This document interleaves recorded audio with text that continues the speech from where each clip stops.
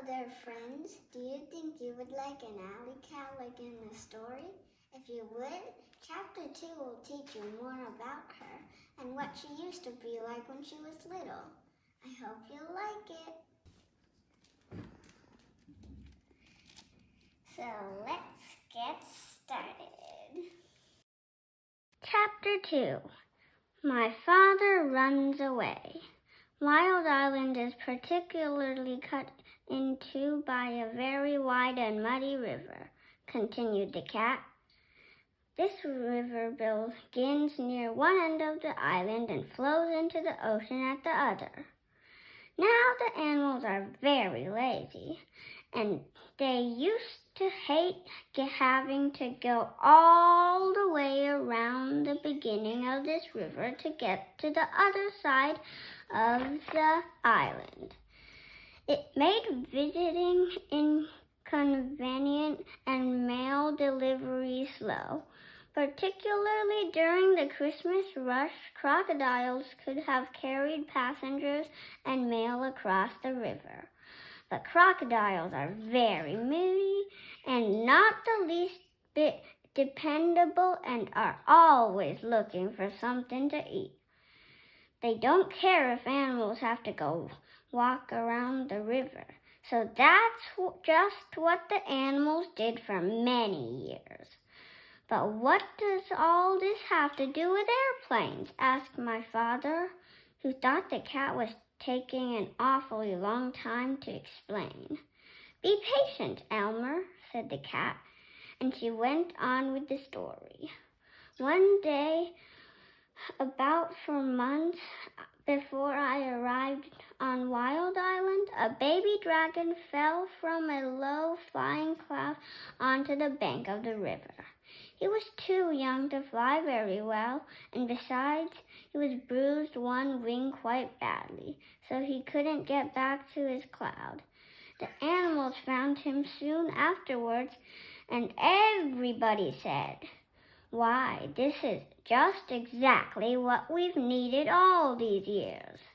They tied a big rope around his neck and waited for the wing to get well. This was going to end all their crossing the river troubles. "I've seen a dragon," said my father. "Did you see him? How big is he?" "Oh, yes, indeed, I saw the dragon. In fact, we became great friends," said the cat. "I used to hide in the bushes and talk to him when nobody was around. He's not a very big dragon, about the size of a large black bear, although I imagine he's grown quite a bit since I left. He's got a long tail and yellow and blue stripes. His horn and eyes and the bottoms of his feet are bright red, and he has gold-colored wings." "Oh, how wonderful," said my father. "What did the animals do with him when his wing got well?" "They started training him to carry passengers, and even though he is just a baby dragon, they work him all day and all night too sometimes. They make him carry loads that are much too heavy, and if he complains, they twist his wing and beat him. He's always tied to a stack on a rope just long enough to go across the river. His only friends are crocodiles, who say hello to him once a week if they don't forget. Really, he's the most miserable animal I've ever come across. When I left, I promised I'd try to help him someday. Although I couldn't see how, the rope around his neck is about the biggest, toughest rope you can imagine. With so many knots, it would take a day to untie them all. Anyway, when you were talking about airplanes, you gave me a good idea. Now, I'm quite sure that if you were able to rescue the dragon, which would be the least bit easy. He'd let you ride him most anywhere, provided you were nice to him, of course. How about trying it? Oh, I'd love to, said my father, and he was so angry at his mother for being rude to the cat that he didn't feel the least bit sad about running away from home for a while. That very afternoon, my father and the cat went down to the docks to see about ships going to the island of Tangerina. They found out that a ship would be sailing the next week, so right away they started planning for the rescue of the dragon. The cat was a great help in suggesting things for my father to take with him. She told him everything she knew about Wild Island. Of course, she was too old to go alone. Everything had to be kept very secret, so when they found or bought anything to take on the trip, they hid it behind a rock in the park. The night before my father sailed, he borrowed his father's knapsack, and he and the cat packed everything very carefully.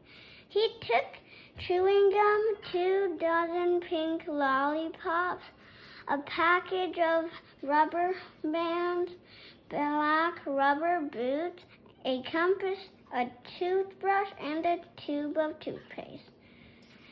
6 magnifying glasses, a very sharp jackknife, a comb, a hairbrush, 7 hair ribbons of different colors, an empty grain bag with a label saying cranberry, some clean clothes, and enough food to last my father while he was on the trip. He couldn't live on mice, so he took 25 peanut butter and jelly sandwiches and 6 apples, because that's all the apples he could find in the pantry. When everything was packed, my father and the cat went down to the dock to the ship.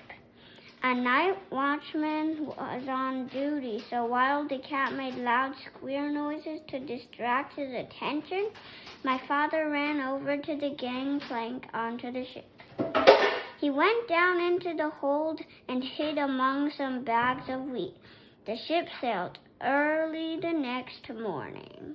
My mom asked me what I would pack if I was going to Wild Island. Now I'm going to show you what I thought of. So, of course, I would bring a backpack to put all the stuff I need inside. So first of all, I thought of bringing scissors so they could help me cut the dragon's rope so the dragon could go free. The second thing I thought of was this. Some shredded dried pork that I would use to drag the tigers away when they tried to eat me. Then the next thing I thought of was, of course, a toothbrush, so I could also brush my teeth when I'm on the trip. I also brought a toothpaste. Then I thought of bringing a bottle of water so I could pour it on the rhino's horn and try to scrub the yellowish off. After that, I thought of bringing sunscreen so my skin wouldn't go so dark. This is what I drew for chapter 2. You see, this is when the little boy in the story is going to leave onto the boat and to head for Tangerina. So this is the little boy. He's holding his cranberry sacks. This is the boat he's gonna aboard. This is him about to walk on, and this is him on top of the big wavy ocean.